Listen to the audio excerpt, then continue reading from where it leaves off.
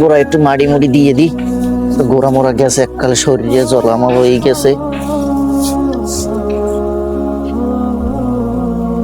মাকসুদুল্লাহ ভাই, কি করতেছেন আপনি এখানে? এই তো ভাই, কি অবস্থা আপনার? এই তো গাছগুলানের গোড়া মোড়া গেছে শুকাই, একটু মাটি দিয়ে দিলাম আর কি।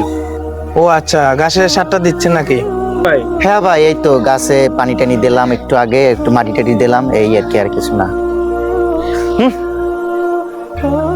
কিরে মাকসুদুল্লাহ ভাই, উনি আপনার ভাই না? দূর ভাই, এই ভাইটাই বাদ দেন তো। ভাই ছিল আগে, এখন আর ভাইটাই নেই, এখন বাদ দেন তো। ভাই সম্পর্ক নষ্ট হয়ে গেছে আরো 3 বছর আগে থেকে, বুঝছেন? এই সালমান ভাই, এদিকে আসেন। হ্যাঁ ভাই, ভাই কি সমস্যা হয়েছে আপনাদের ভাই ভাইয়ের মধ্যে? আজ কি কারণ আপনারা 3টা বছর যে একসাথে কথা বলতেছেন না? আরে ভাই, দুঃখের কথা আপনার আমি কি শোনাবো আর কি শুনবেন আপনি, কোন তো একটু। এই যে ছোট ভাই দেখতে পাচ্ছেন, এই যে ছোট ভাই, এর জন্য আমি ছোটবেলা থেকে তো আপনাদের নিজের চোখেই দেখছেন, এর জন্য আমি কত না কষ্ট করছি।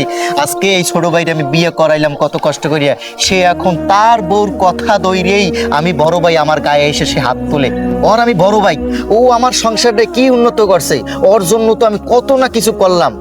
ও কি করছে একটু জানতে পারেন? ওর জন্য কত টাকা পয়সা আমি ব্যয় করলাম, ওর পড়ালেখা করাইলাম, ওরে উচ্চ শিক্ষিত করলাম, তারপরে ভালো একটা জায়গায় ধরে বিয়ে করাইলাম। কিন্তু ও করলো কি আমার সাথে? ওর বউর কথা ধরে আজকে আমার সাথে দ্বন্দ্ব তৈরি করলো, আজকে আমার গায়ে হাত তুলতে চায় ও, ওর বউর কথা ধরিয়া।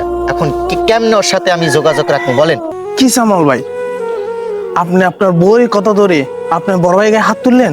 কি মাকসুদুল্লাহ ভাই, এটি কি বলতেছেন? আপনি যখন অসুস্থ ছিলেন তখন আপনার ভাই কি আপনাকে চিকিৎসা করা নাই? আপনার ছোট ভাইদের কি দিন মজুরি করে খাওয়াই নাই? কম বেশি আমরা তো জানি কিছুটা। সামান্য ছোট একটা বিষয় নিয়ে আপনারা কি কারণে এক ভাই থেকে দূরে থাকছে, সম্পর্ক ছিন্ন করলেন 3টা বছর ধরে? আপনারা কি জানেন না আত্মীয়তা ছিন্নকারী জান্নাতে প্রবেশ করবে না?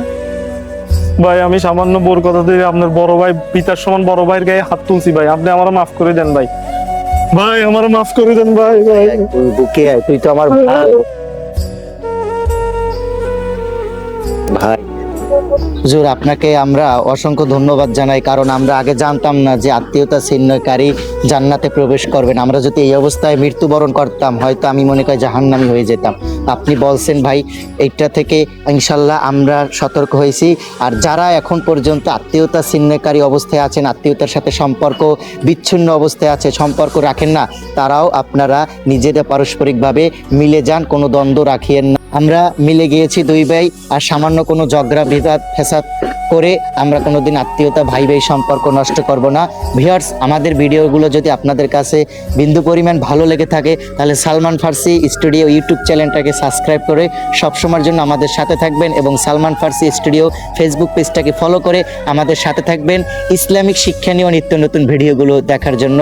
আসসালামু আলাইকুম ওয়া রাহমাতুল্লাহ।